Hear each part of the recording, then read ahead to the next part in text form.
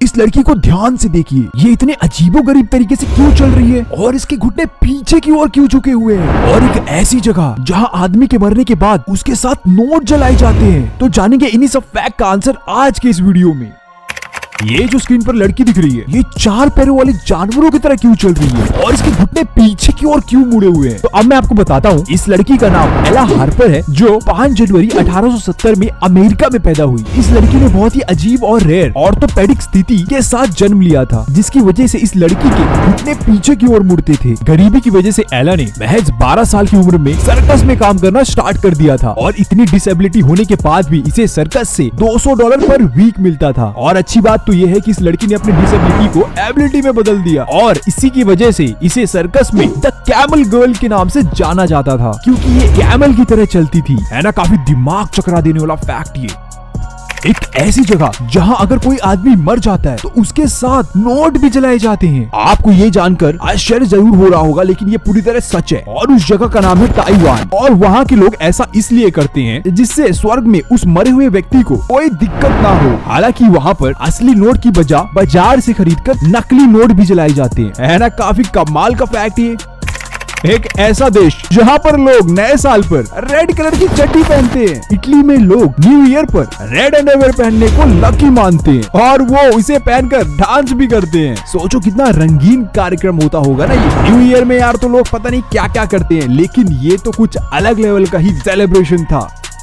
भारत में एक ऐसी जगह है जहाँ पर महिला प्रेग्नेंट हुई नहीं कि पुरुष दूसरी शादी करने के लिए तैयार हो जाता है। जी हाँ, वो जगह है राजस्थान के बाड़मेर जिले के देरासर गांव में, जहाँ पर औरत के प्रेग्नेंट होते ही उसका पति दूसरी शादी कर लेता है। और दिलचस्प बात तो ये है, शादी करने से पहले लड़की को भी पता होता है कि एक न एक दिन उसका पति दूसरी शादी कर ही लेगा। और ये रिवाज ये लोग कई सालों से निभाते हुए आ रहे हैं। तो आपको कैसा लगा ये रिवाज, मुझे कमेंट करके जरूर बताइएगा।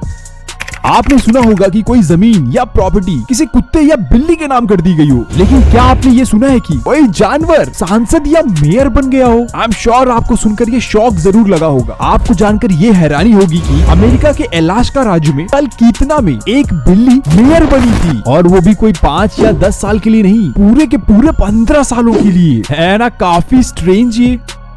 आपने रात को तारे तो बहुत देखे होंगे, और आपको तारे सफेद कलर के दिखते होंगे, लेकिन कभी आपने ये बात सोची कि यह तारे एक कलर के होते हैं या इनके भी अलग अलग कलर होते हैं। मैं आपको बता दूं कि आसमान के सभी तारे अलग अलग कलर के होते हैं, लेकिन हमें एक ही रंग की दिखाई देते हैं, और ऐसा तापमान में परिवर्तन की वजह से होता है। इनको अगर आपको अलग अलग कलर का देखना है तो उसके लिए आपको यूज करना होगा स्पेक्ट्रमदर्शी। है ना, काफी नई जानकारी है, इसके लिए 1 लाइक तो बनता है यार।